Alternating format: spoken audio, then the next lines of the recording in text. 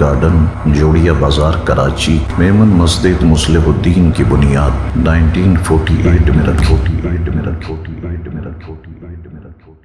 اس کے بعد سے اس مسجد سے رشد و ہدایت کا سلسلہ شروع ہوا۔ پھر ایک وقت آیا کہ میرے نانا حضور حضرت علامہ الحاج الحافظ قاری محمد مصلح الدین صدیقی رحمۃ اللہ تعالی علیہ نے اسی مسجد کے ممبر و محراب سے دین اسلام کے کام کو آگے بڑھایا اور رشد و ہدایت کا یہ سلسلہ جاری و ساری رہا۔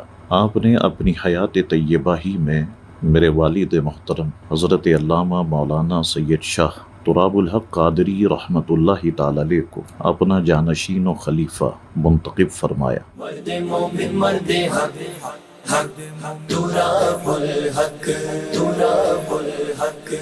اور پھر کچھ ہی عرصے کے بعد میرے نانا حضور وصال فرما گئے۔ پھر والد محترم نے نانا حضور ہی کے سلسلے کو آگے بڑھایا اور الحمدللہ نہ صرف یہ کہ کراچی بلکہ پورے پاکستان اور دنیا میں جہاں جہاں بھی وہ گئے اسی فیضان کو انہوں نے لوگوں کے سینوں میں منتقل کیا۔ مسلمانوں کے نوری پیشوا حضرت تراب الحق۔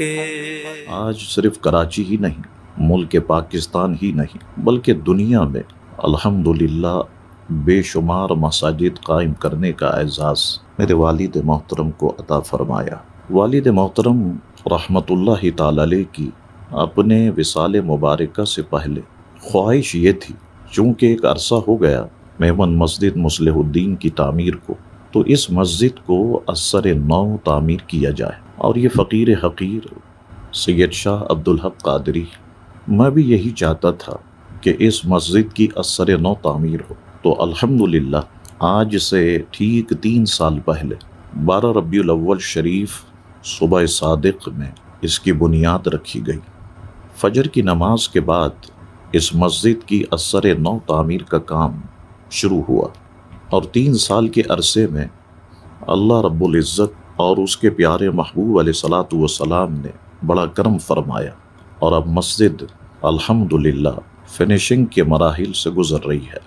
اس ماہ مبارکت میں اس کے بقیہ کام کو پورا کرنے کے لیے آپ بھرپور حصہ لیں تاکہ یہ مسجد شریف مکمل ہو جائے اور انشاءاللہ تبارک و تعالی 12 ربیع الاول شریف ہی میں ہم صبح بہاراں کی جو ہماری محفل ہوتی ہے اس میں اس مسجد کا باقاعدہ افتتاح کر دیں۔ میں امید کرتا ہوں کہ آپ اس کی تعمیر میں ضرور بھی ضرور حصہ لیں گے۔